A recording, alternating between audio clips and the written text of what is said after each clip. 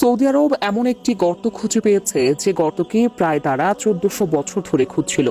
আর এর জন্য মদিনা শহরের আশেপাশে যতগুলো বড় বড় গর্ত রয়েছে সবগুলোকে এমন ভাবে খুঁজেছে, যার কারণে তাদের কাছে এমন একটি জিনিস ইতিমধ্যে এসে গিয়েছে যা জানলে আপনিও অবাক হবেন। আর এটি ইসলাম ধর্মের অত্যন্ত গুরুত্বপূর্ণ একটি জিনিস। সেই জিনিসটি হলো একটি আংটি। হ্যাঁ, একটি আংটির জন্য মূলত সৌদি আরব সরকার অনেক বড় বড় গর্ত খুঁড়েছিল। তবে কি সেই আংটি, আর সেই আংটি কেনই বা এত গুরুত্বপূর্ণ, সে সম্পর্কে বিস্তারিত থাকছে আজকের ভিডিওতে। তার আগে মসজিদে কুবার সম্পর্কে আপনাদেরকে একটু ধারণা দেওয়া যাক। মসজিদে কুবা হলো সৌদি আরবের সবচেয়ে গুরুত্বপূর্ণ মসজিদের মধ্যে একটি। আর পৃথিবীর প্রথম 3টি মসজিদের ভেতরে 3 নম্বরে অবস্থান করছে এই মসজিদে কুবা, যার কারণে এর গুরুত্ব মুখে বলার মতো নয়।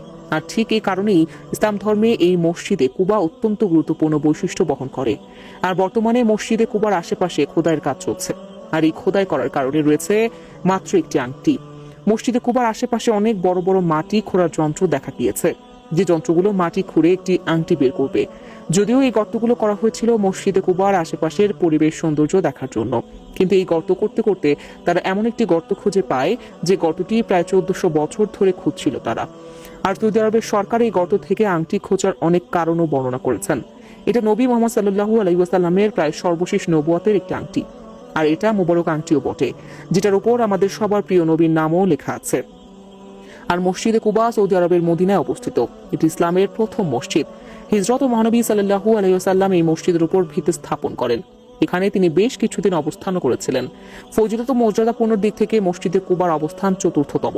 মক্কার মসজিদে হারাম ও মদিনার মসজিদে নববী এবং জেরুজালেমের মসজিদুল আল আকসার পরেই এই মসজিদের অবস্থান।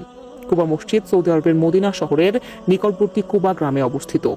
মক্কা শহর থেকে প্রায় 320 কিলোমিটার দূরে এই মসজিদটি অবস্থিত। মসজিদে নববীর দক্ষিণ পশ্চিম কোণ বরাবর প্রায় 3.25 কিলোমিটার দূরে এই মসজিদটি অবস্থিত। পূর্বে মসজিদের আশেপাশে কুবা নাম করা একটি বিখ্যাত কূপ ছিল। তৎকালীন সময়ে এই কূপকে কেন্দ্র করে একটি জনবসতি গড়ে ওঠে। সেই জনবসতি কুবা মহল নামে পরিচিত। কালের পরিক্রমায় এই মসজিদকে কুবা নামকরণ করা হয়। মসজিদে কুবা ইসলামের ইতিহাসে প্রথম নির্মিত মসজিদ। মহানবী সাল্লাল্লাহু আলাইহি ওয়াসাল্লাম মক্কা থেকে মদিনায় হিজরত করার সময় মদিনার অদূরে কুবায় এই মসজিদ নির্মাণ করেন। এর আগে মক্কায় তিনি কোনো মসজিদ নির্মাণ করেননি। হিজরতের প্রথম দিন কুবা অবস্থানকালে এই মসজিদের ভিত্তি স্থাপন করেন। মসজিদের নির্মাণ কাজে শাহবাদের সঙ্গে স্বয়ং রাসূলুল্লাহ সাল্লাল্লাহু আলাইহি ওয়াসাল্লাম অংশগ্রহণ করেন।